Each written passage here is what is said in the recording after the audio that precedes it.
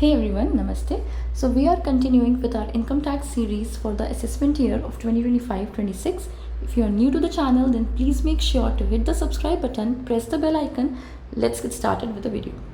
So today we'll be talking about a new chapter, that is income tax authorities. बहुत छोटा सा, simple सा और एकदम थियोरेटिकल चैप्टर है.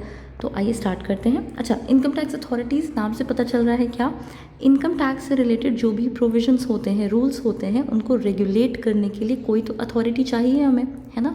तो बहुत सारे अथॉरिटीज़ की हायरार्की होती है कि सबसे ऊपर कौन, एपेक्स बॉडी कौन सी होती है, उसके बाद कमिश्नर आ रहे हैं, कौन आ रहा है, डायरेक्टर आ रहा है, प्रिंसिपल आ रहा है. तो हमें ये हायरार्की पता होनी चाहिए. ठीक है, तो वन बाय वन पढ़ते हैं. So income tax authorities are the officials who are appointed to administer and enforce the provisions of the Income Tax Act. कि Income Tax Act के जो provisions हैं उनको administer करने के लिए, enforce करने के लिए हमें Income Tax Authorities के officials लगते हैं. ठीक है, क्या functions होते हैं इनके मोस्टली?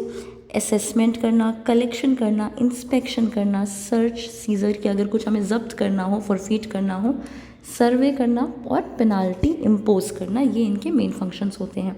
लीगल बेसिस के लिए फ़िलहाल मैंने दे दिया है, बहुत इंपॉर्टेंट नहीं है एग्जाम पॉइंट ऑफ व्यू से, but section 116 to 138 of the income tax act, it deals with their appointment powers and functions of the income tax authorities.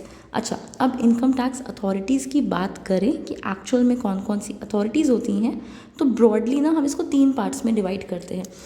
There are senior level officers primarily responsible for, एक वो होते हैं जिनको policy frame करनी होती है, for framing policies.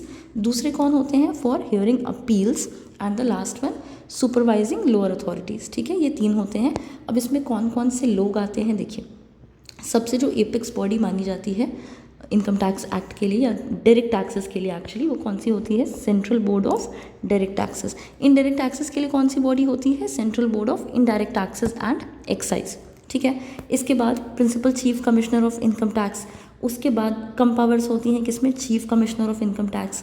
Then principal commissioner of income tax, commissioner of. अच्छा, ये आपको थोड़ा बहुत तो याद करना पड़ेगा, 2-3 बार पढ़ोगे याद हो जाएगा. बट ऐसा नहीं करना कि आप पहले assistant commissioner of income tax लिख दो और बाद में आप principal commissioner of income tax लिखो. नहीं, ये हायरार्की में लिखा हुआ है कि सबसे ज़्यादा पावर सीबीडीटी के पास है, उसके बाद principal chief commissioner of income tax के पास है, उसके बाद chief commissioner of income tax के पास है. ठीक है, इसके बाद नीचे आपके पास joint commissioner of income tax आ जाते हैं, deputy commissioner of income tax आ जाते हैं और assistant commissioner of income tax आ जाते हैं.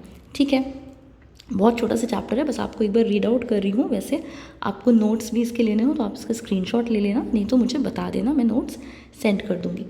ठीक है, नेक्स्ट क्या है? Assessing and executing authorities. So these officers deal with day to day assessment. Assessment क्या होता है हमने लास्ट लेक्चर में पूरा डिटेल में पढ़ा था, टाइप ऑफ असेसमेंट्स भी पढ़े थे. So they deal with day-to-day assessments, survey, recovery, search and seizure activities. ठीक है, कि असेसमेंट करना, सर्वे करना या टैक्स रिकवरी करनी है तो वो करना, कोई डॉक्यूमेंट्स वगैरह या किसी और के घर पे अगर जब होता है ना, सर्च करना होता है या कोई चीज़ आपको फॉरफीट करनी होती है, जब्त करनी होती है, तो उससे रिलेटेड काम कौन करता है? Assessing and executing authorities. कौन कौन आता है इसमें? Income tax officer, tax recovery officer, income tax inspector, assistant director of income tax, deputy director of income tax, joint director of income tax, additional director of income tax and principal director या फिर director of income tax. अच्छा, principal और director जो 2 terms है ना, synonymously use किए जाते हैं यहाँ पे इनकम टैक्स अथॉरिटीज़ के पॉइंट ऑफ व्यू से.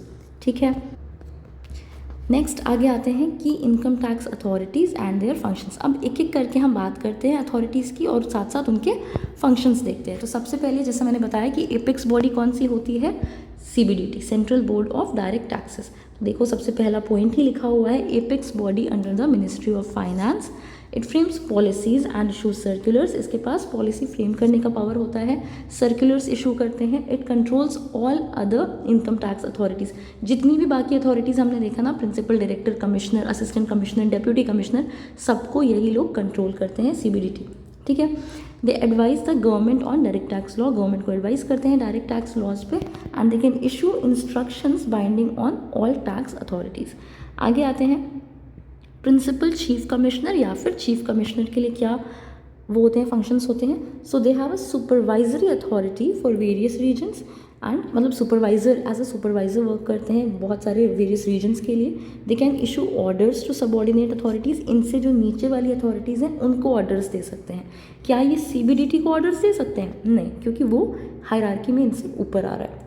ठीक. And they can assign the jurisdiction also. Then we have principal commissioner या फिर कमिश्नर ऑफ इनकम टैक्स. क्या पावर्स होती हैं? Supervisors the income tax officers. They approve the assessment. Assessment जो हमने पढ़ा था उसको अप्रूव करते हैं. पेनाल्टी कितनी लग रही है, रीअसेसमेंट या इनकम स्केपिंग असेसमेंट्स जो हमने पढ़े थे उसको अप्रूव करते हैं. They can revise orders passed by the subordinate authorities under section 263 and 264. मतलब हायरार्की में प्रिंसिपल कमिश्नर से नीचे जो लोग आते हैं, जैसे डेप्यूटी कमिश्नर हो गए, जॉइंट कमिश्नर हो गए, एडिशनल कमिश्नर हो गए. ठीक है, तो इन लोगों ने अगर कोई ऑर्डर पास किया है तो प्रिंसिपल कमिश्नर के पास ये पावर होती है कि वो उस ऑर्डर को रिवाइज कर सके. ठीक है. और एपेलेट पावर्स होती हैं, मतलब एपेलेट ट्रिब्यूनल वाली जो सेकंड ऑर्डर का कोर्ट होता है ना, वो वाली पावर्स भी होती हैं. नेक्स्ट आते हैं जॉइंट कमिश्नर या एडिशनल कमिश्नर पे. ये कमिश्नर को असिस्ट करते हैं, नाम से ही पता चल रहा है एडिशनल कमिश्नर है तो कमिश्नर को असिस्ट करते हैं. They may take over cases from ITO, मतलब इनकम टैक्स ऑफिसर से केसेस ले सकते हैं फर्दर इन्वेस्टिगेशन के लिए. They can conduct special audit करा सकते हैं under section 142 subsection 2A. Next we have deputy commissioner और असिस्टेंट कमिश्नर. सॉरी, ये एडिशनल कमिश्नर था, sorry my bad. This was additional commissioner, this is assistant commissioner.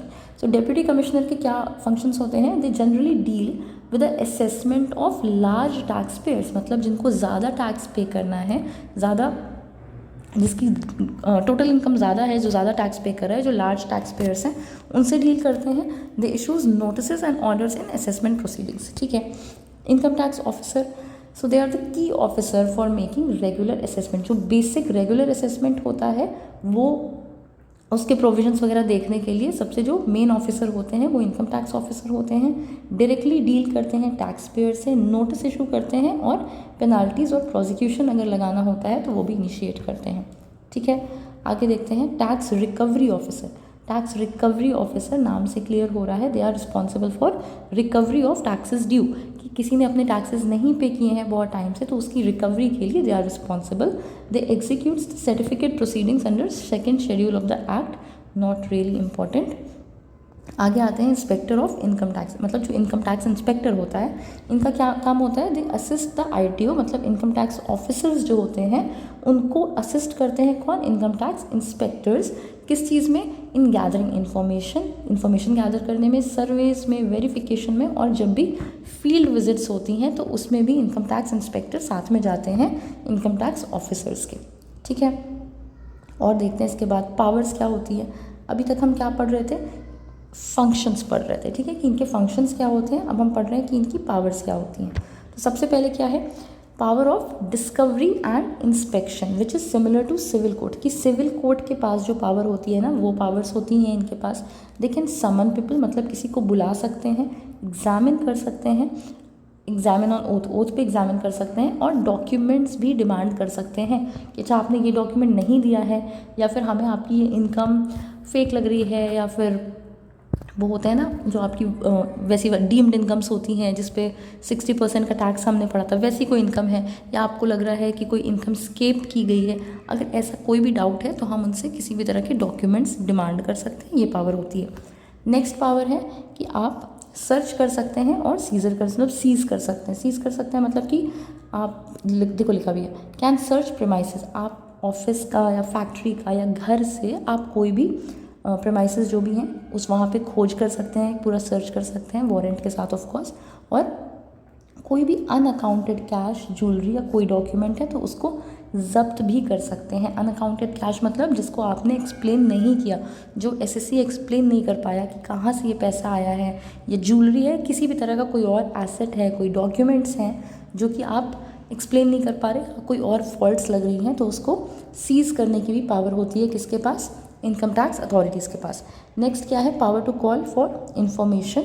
आपसे, आपके बैंक से या किसी थर्ड पार्टी से, फर्म से, इंडिविजुअल से, आपके मतलब SSC के बैंक से, फर्म से या किसी रैंडम थर्ड पार्टी इंडिविजुअल से कोई इन्फॉर्मेशन मंगवाई जा सकती है. ये पावर होती है. Next is the power of survey. Basically to visit business places, अभी मैंने बोला कि बिजनेस प्लेस विजिट कर सकते हैं, books of accounts, stock check कर सकते हैं, ऑपरेशंस क्या चल रहे हैं, डे टू डे ऑपरेशंस वो भी चेक करने की पावर होती है। Next is the power to inspect company registers, as the name indicates कि कंपनी के जो भी स्टैचुटरी कंपनी के रजिस्टर्स हैं उसको इंस्पेक्ट कर सकते हैं। They have the power to make inquiries, necessary inquiries for tax purposes, and they have the power for judicial proceedings, मतलब कि अगर false evidence मिलता है या फिर नॉन कंप्लायंस मतलब कि आप कॉपरेट ही नहीं कर रहे हो, आप कोई रूल फॉलो नहीं कर रहे, जो भी रेगुलेशंस हैं, प्रोविजंस हैं, you are not complying with the same, in that case आप पे पेनल्टी भी लग सकती है या फिर प्रोसिक्यूशन भी हो सकता है। नेक्स्ट आते हैं कंट्रोल एंड सुपरविजन पे। तो इसमें क्या है, द CBDT मतलब the central board of direct taxes can issue general और स्पेसिफिक डायरेक्शन टू अथॉरिटीज़। देखो हमने अभी पढ़ा कि CBDT is the apex body, direct tax को रेगुलेट करने के लिए, कंट्रोल करने के लिए एपेक्स बॉडी CBDT होती है। तो जाहिर सी बात है कि उसके पास ये पावर होगी कि वो जनरल और स्पेसिफिक डायरेक्शंस दे सकते हैं, किसे, किसी भी अथॉरिटी को under section 119। So the board can relax provisions to reduce tax payer hardship, मतलब अगर किसी टैक्स पेयर को उसको लग रहा है कि यार इसको थोड़ा सा रिलैक्सेशन दे सकते हैं, इसका टैक्स कम कर सकते हैं, तो वो पावर भी CBDT के पास होती है। Each authority works under the supervision of a higher authority creating a hierarchical structure. वो हमने अभी ऊपर देखा कि हर अथॉरिटी के ऊपर दूसरी अथॉरिटी भी होती है टू कीप अ चेक, ताकि देखो यहाँ पे हमने क्या देखा, central board of direct taxes था, उसके बाद प्रिंसिपल चीफ कमिश्नर था, फिर प्रिंसिपल कमिश्नर, फिर जॉइंट कमिश्नर, फिर डेप्यूटी कमिश्नर, फिर इनकम टैक्स ऑफिसर। तो हर एक ऑफिसर के नीचे या उसके ऊपर दूसरा भी ऑफिसर है, तो अच्छी हायरार्की बनी हुई है। तो अगर कोई एक पर्सन कोई फॉल्ट करता है तो ऐसा नहीं है कि वो ऊपर वाला हो सकता है पकड़ ले, हो सकता है नीचे वाला उसको देख ले, ठीक है। So there is a proper hierarchical structure. Next आते हैं, लास्ट टॉपिक है appellate authorities under income tax act. So apart from assessing authorities, देखो इनकम टैक्स अथॉरिटीज़ हैं तो असेसमेंट की अथॉरिटी तो उनके पास होती ही है, जाहिर सी बात है, बट इनके पास एपेलेट अथॉरिटीज़ भी होती हैं। एपेलेट अथॉरिटीज़ हमने लास्ट लेक्चर में भी पढ़ा था, जो एपेलेट ट्रिब्यूनल्स होते हैं उनको सेकेंड ऑर्डर के कोर्ट की उनके पास अथॉरिटी होती है, ठीक है। सो टू रिजॉल्व डिस्प्यूट्स, कैसे disputes, commissioner of income tax की कोई अपील है, first level of appeal, income tax appellate tribunal है तो second level, second appeal, high court. अगर आप इनकम टैक्स एपेलेट ट्रिब्यूनल में जो भी डिसीजन लिया गया, if you are not satisfied with that तो आप हाई कोर्ट में भी अपील कर सकते हो, और अगर if you are not satisfied with that either तो फिर you can of course appeal to Supreme Court on substantial questions of law of national importance. मतलब but it is not for everyone, जाहिर सी बात है, कोई सब्सटैंशियल नेशनल इंपॉर्टेंस का matter होता है तो you can appeal to Supreme Court as well. I hope clear हो गया होगा, बहुत छोटा सा टॉपिक था, छोटा सा चैप्टर था, और मोस्टली टॉपिक्स में मैं बोलती हूँ कि रटना नहीं है, याद नहीं करना है, बट इसमें थोड़ी थोड़ी चीज़ें आपको याद करने की ज़रूरत पड़ेंगी। पूरे टॉपिक में कोई डाउट हुआ हो तो कमेंट करके बताना। अगर लेक्चर पसंद आया हो then please give this video a thumbs up, subscribe to the channel, share the video with your friends. Thank you.